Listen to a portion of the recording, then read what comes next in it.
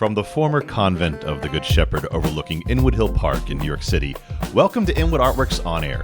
It's where we meet musicians, filmmakers, writers, theater makers, and artists of all stripes who make their home in what we affectionately call Upstate Manhattan.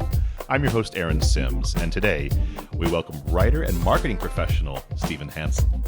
Stephen specializes in working for nonprofit organizations and community projects around the U.S., and his clients include NBC Universal Publishing, Comcast, Metro Beat TV, Anythink Libraries, Open Library, the City of Denver, National Audubon Society, the Center for Digital Archaeology, and Starbucks. He is also freelanced as a greeting card illustrator, an exhibition designer, and a user experience reviewer for retail websites. He's also the creator of the Happiness Archive. We're going to talk to him about his work and so much more. But first, let me welcome you, Stephen, to Inwood Artworks On Air. How are you? Thank you, Aaron. I'm fine, and I'm honored to be here. Well, thank you so much. It's great to have you. So you have helped a great array of diverse clients, but it's hard not to notice you have a focus particularly on a great deal of libraries and museums and media arts-oriented businesses. So I'm curious if you had a particular experience or exposure to the arts and humanities during your upbringing that has drawn you to projects for these types of organizations. As a matter of fact, I did, and it's probably the same story that a lot of people have. But when I was a kid, going to the library on, I think it was Saturday mornings that we used to go to this wonderful old library building, a Carnegie library building, very dark and cool inside. And my mom let me go. She didn't push me to the children's side, but she let me wander the entire library. And what was your mom doing at the time is the question. Not really. She was probably outside smoking. Or there you something. go. Yeah. But she let me pick whatever interested me, and sometimes it was stuff from the grown-ups side of the library. But more often than not, it was picture books and art kind of related things. So that's what got me interested in it. And I also had a couple of really great teachers who impressed upon me just the whole world of creativity and how if you have a creative urge, there are a million ways that you can use it. I mean, music, you can play the piano, you can paint, you can write.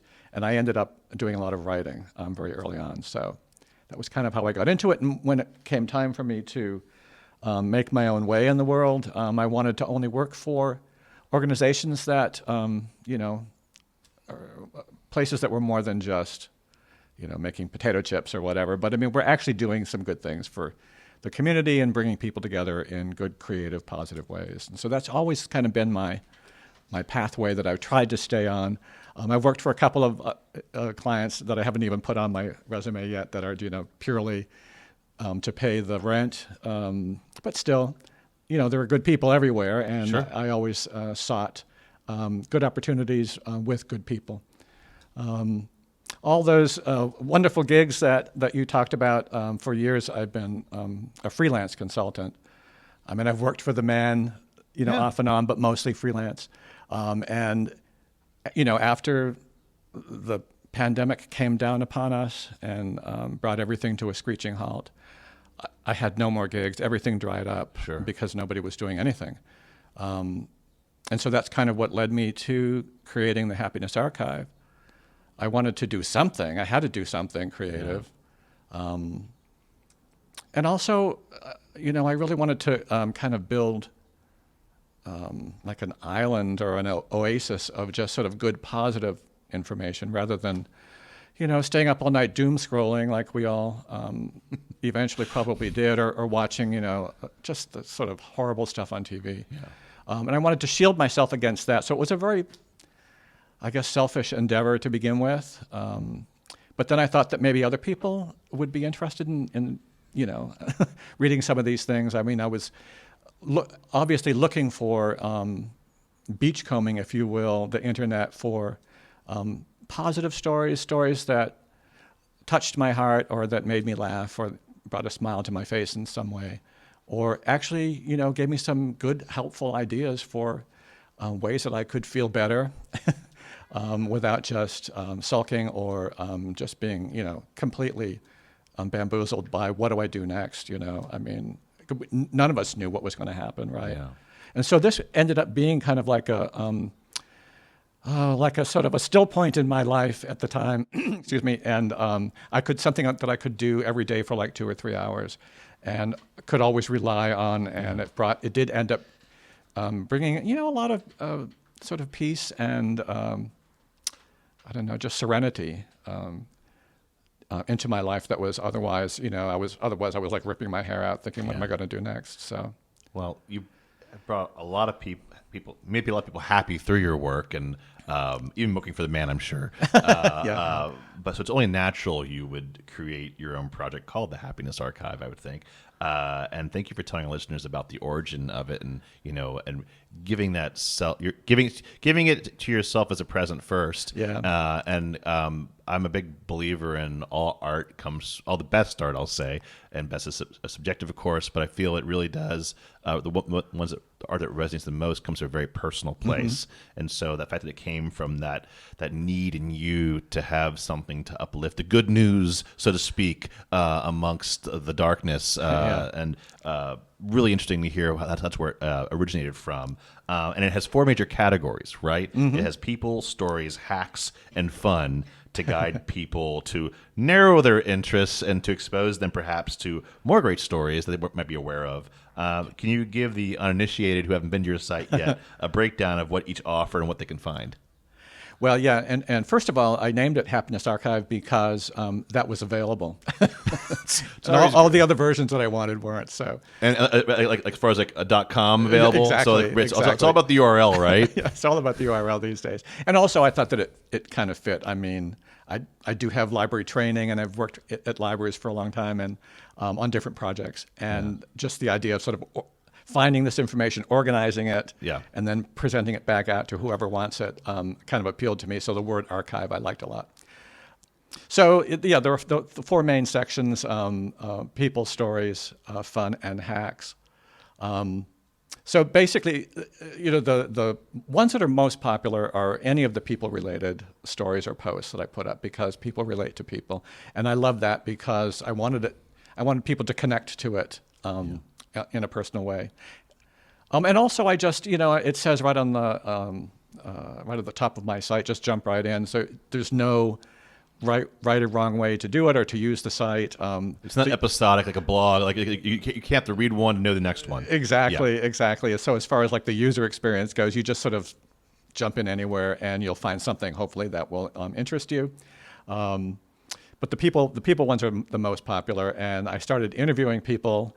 And actually, you were my first interview. I was? You were. Holy mackerel. And that was about a year ago. So we've come full circle now. You're interviewing me. But anyway, and there are so many wonderful ones. I mean, yours was really interesting just because it's where we live. And that was a great place for me to start and find out more about you and all the different things that you do. And then I just would, I would read stories about people online or friends of mine. I have a lot of library friends, obviously, who would send me ideas like, hey, check this out or check that out. There was a security guard at the History Museum in Oklahoma City who, when the pandemic closed the museum to the public, he was the only one who was there every day as the security guard. And he started doing, vlogging and posting on Twitter. His daughter taught him how to use Twitter, and he became like this, worldwide sensation because he's funny. And he would just roam through the museum and take photos of things and kind of make up stories about them and stuff. It was hilarious, and so I wrote a long piece about him.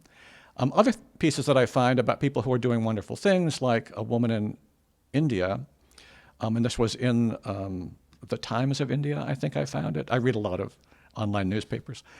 Started a library of saris, really beautiful, garments that women wear, so that women who can't really afford these very traditional ceremonial ones that you wear to like weddings, if you've been invited to a wedding or something, there's a certain kind of sari that you wear. But they created a library of saris that women could just check out and wear them, have them cleaned, and then bring them back, that kind of thing. And I just thought that was such a wonderful story. So all I did for something like that was I just sort of pulled it out and kind of like relaunched it on my site and to expose it to that many more people with a little intro. Mm-hmm. When you get to the stories section, you'll see some longer pieces that I've written. Ideas occur to me about, for instance, like the history of the potato chip. We were talking about potato chips earlier, and actually, it's one of my favorite snack foods. We should have a podcast just potato chips. Right. That's me too. I don't do drugs, but you put a bag of potato chips in front of me, it's going to be gone. Can't eat just one. I can't just do one. Total addiction. But anyways, yeah, so the history of the potato chip is quite interesting. And like so many inventions like that, there are 10 different stories. And so it became a challenge, a puzzle, and a challenge for me to get as much information from as many different sources as I could, and then kind of like compare them all, and then come up with what I think is probably the most accurate version of the story. And with the potato chip, for instance, it was invented in Saratoga, and so they were originally called Saratoga chips. It was invented by a chef, a Native American chef, I forget which tribe, but upstate New York, I can't remember which tribe, Onondaga or one of those. Anyway, he was a famous chef up there and worked for one of the big resorts. And he started making these potato chips and just putting them in baskets on the tables in the dining room so that people would have something to snack on while they came in and put their order in and while they were waiting for their meal to be delivered. And then people started coming in and just ordering the potato chips or having them mailed across the country to their mother or something like that. So I found that was really, really interesting. Is that place still around? No. In some way? It is still there. Years? Yes, it is still there. I think it's an Airbnb now or something. But anyway, you can go there. I wonder if they give chips on your bed when you... Right. Also, speaking of food, that's one of my favorite things. The history of the cheeseburger was also quite interesting. And like so many, I think, inventions, if you will, it was started at in two or three different places at the same time. When an idea is ready to be born, it kind of pops up in more than one place.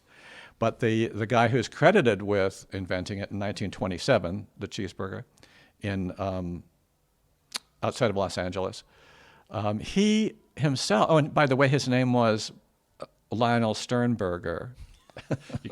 You really can't write that, but I guess you had to. Yeah, I had to.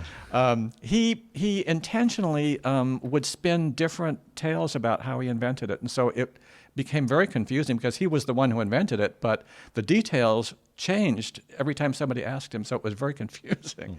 So anyway, I get pulled into things like that, and I hope that other people find it interesting as well, but I love doing it.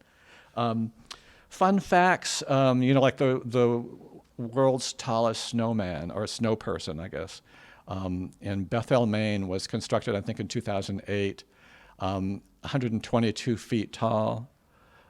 They used tractor tires for the eyes and for the buttons. That's how big. Wow.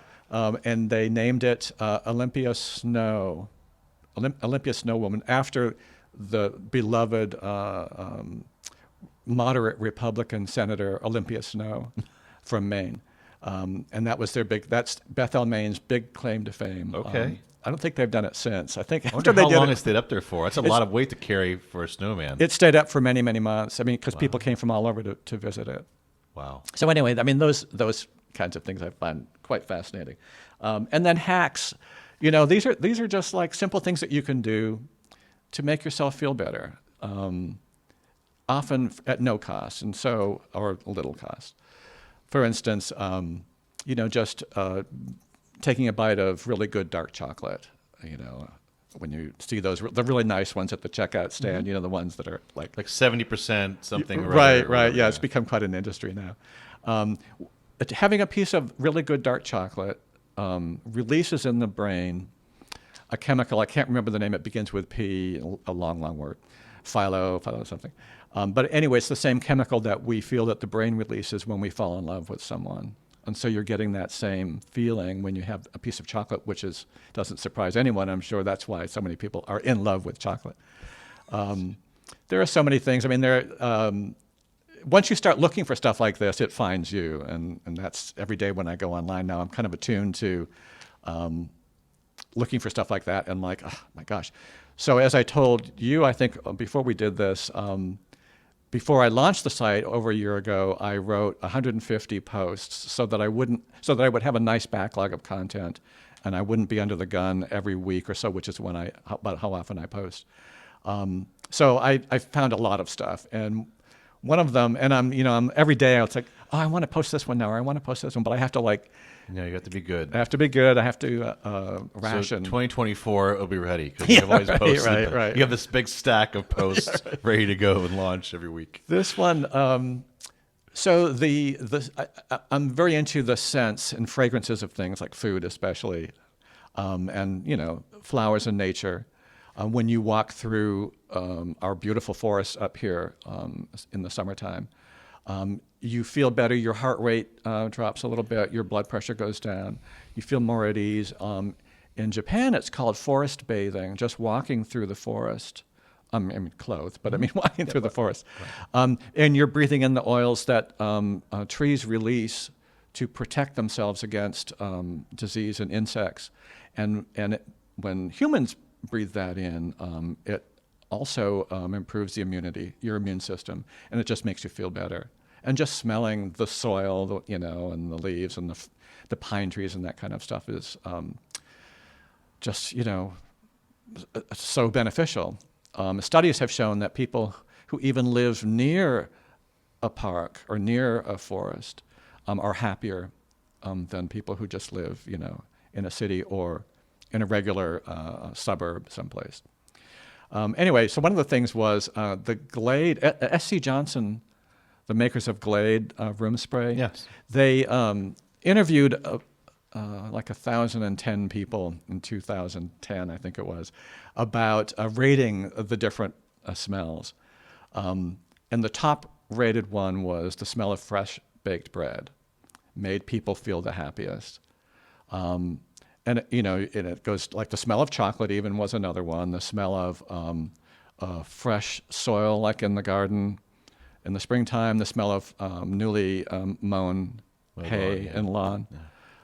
And then, I'm trying to think about what was the last one. Oh, like apple, cinnamon. Some of these things that now you can see that they've made into room sprays. But I think that's kind of stuff is so fascinating. But the smell of grapefruit also has the same effect on people, and the smell specifically, I kind of find this hard to believe, but I'll have to try to. The smell of red grapefruit. Ruby red grapefruit, yeah. Yeah. So the oil that's in the skin on ruby red grapefruit, if you rub some of that, put it on, like before you go out every day, it makes other people that you meet happier to see you. That's how I look after I eat one. It's all over my face. It makes them happier to see you. And also, oddly enough, it makes them perceive you as being 5 to 6 years younger than you really are. This is a scientific fact. Everyone just clicked off the podcast, Stephen, and they ran to the grocery store right now looking for ruby red grapefruit. Go get your ruby red grapefruit. So stuff like that, I'm just a sucker for, and I'm fascinated by these things. And just about everything that I post in that realm is backed up by some kind of study, or perhaps pseudoscientific, but I mean some kind of scientific research, shall we say. Yeah. The hacks the people ones though are my favorite because I get to interview people. Yeah. And aside from yours, which was the first and my favorite, I had the opportunity to interview. I brought this note so I would be sure to pronounce their names correctly. Sonali Ranjit and Vi Balasubramanian, who invented window swap. I don't know if you've been online to window swap, but they started it. But go for it. Okay. I want to hear about this right now. So I'll tell you, window swap, Vi and Sonali work for a creative agency in Singapore. And when the pandemic hit, they had to work from home. That was fine. They have a nice apartment in Singapore. But pretty soon they just got bored with the view from their own window, so they created a site. Yes, I have seen this. Sorry, I have pandemic brain right now. It's been, but I remember a year ago when it came out, or a year and a half ago when it came out. To a wild acclaim, the Wall Street Journal said the one good thing on the internet that the internet has given us, which I thought was great. I just contacted them out of the blue and said, "Can I interview?" And they were like, "Sure." And so they created the site so that they could see other people's window views and what other people saw from their, dining room table where they were forced to work, now rather than going into an office. And so now they have thousands and thousands of videos. The way that you submit your own is you just set up your camera and you take a 10-minute video of the view from your window, which I actually did, and I sent mine in. I never found it, but they said they posted it.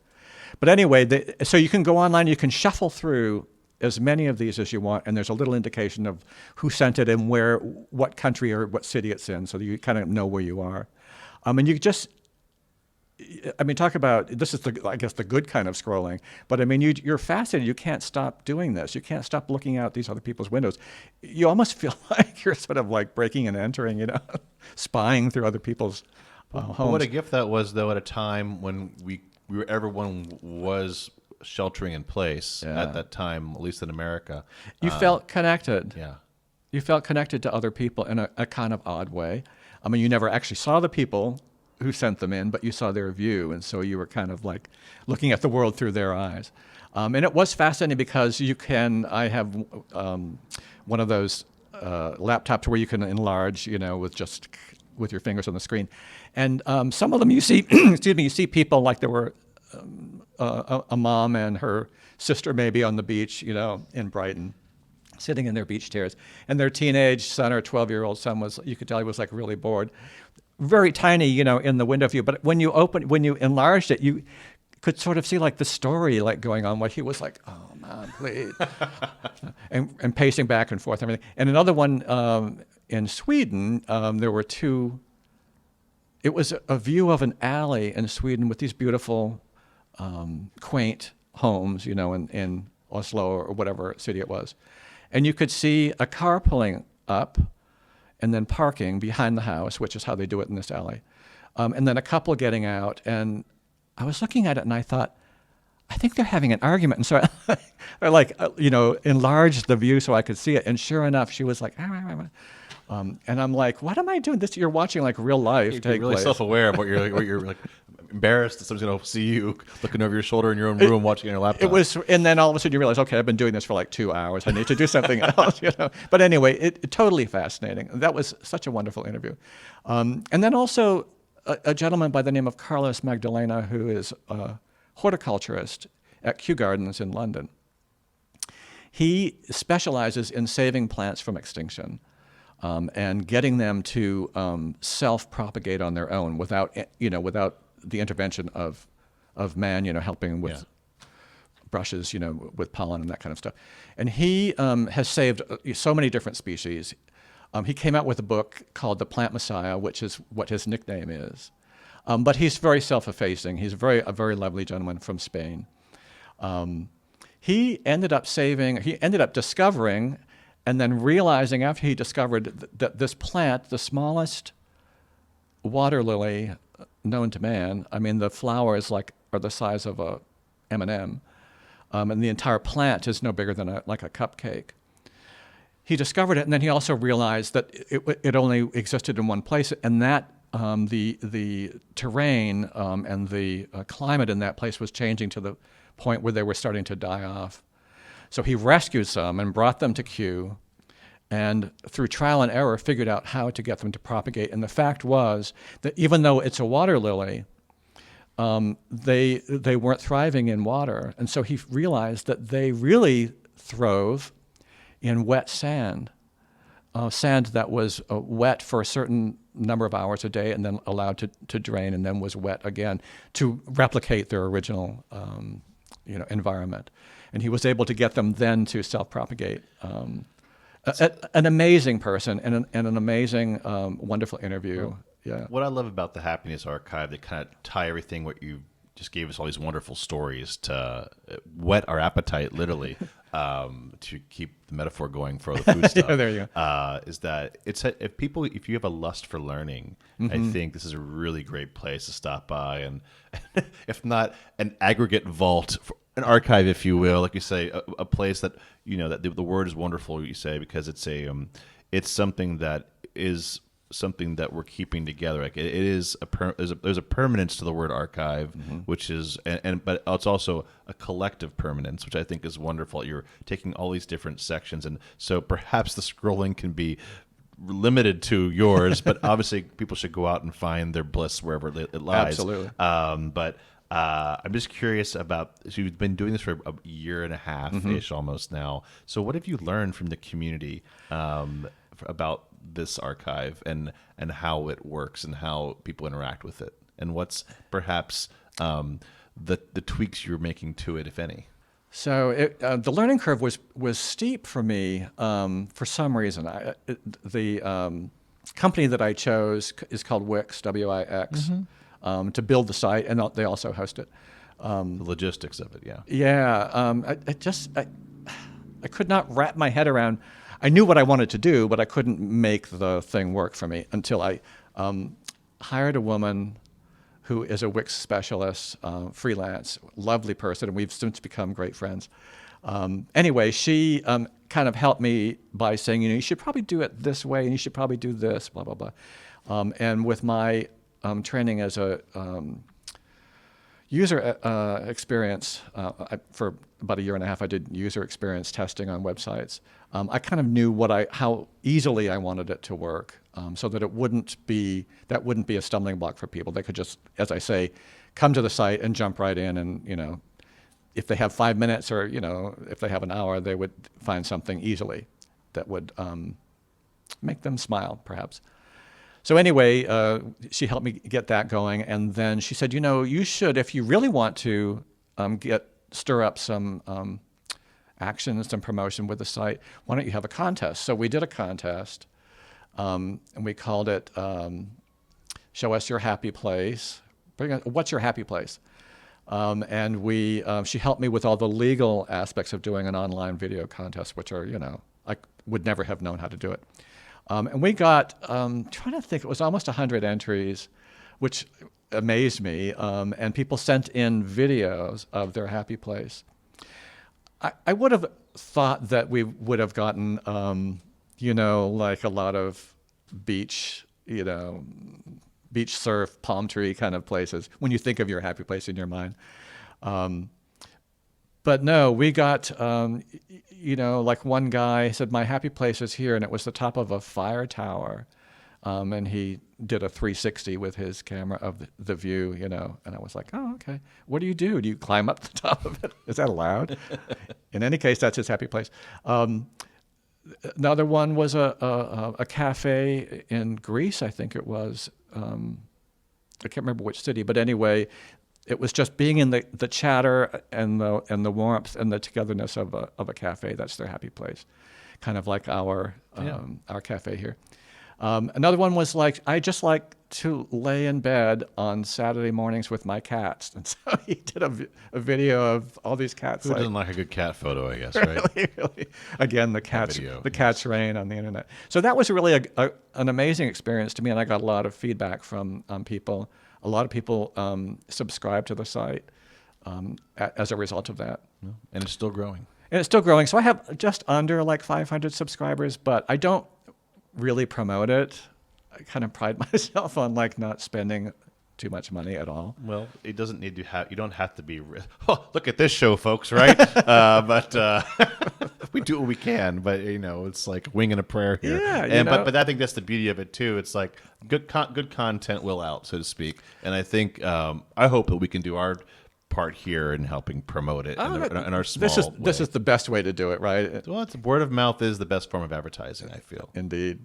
So, and I don't have any advertising on the site. I didn't want to try to monetize it in any way, or just highly promote it, in Yeah. the usual commercial ways. I just thought, well, if people are meant to find it, they'll find it, that kind of thing. I think you're leading us right into it, Stephen. So before we say goodbye, where can people go to connect with you and also experience the wonderment that is the Happiness Archive? HappinessArchive.com. That's the URL. And I also have an Instagram site, Happiness Archive Instagram site.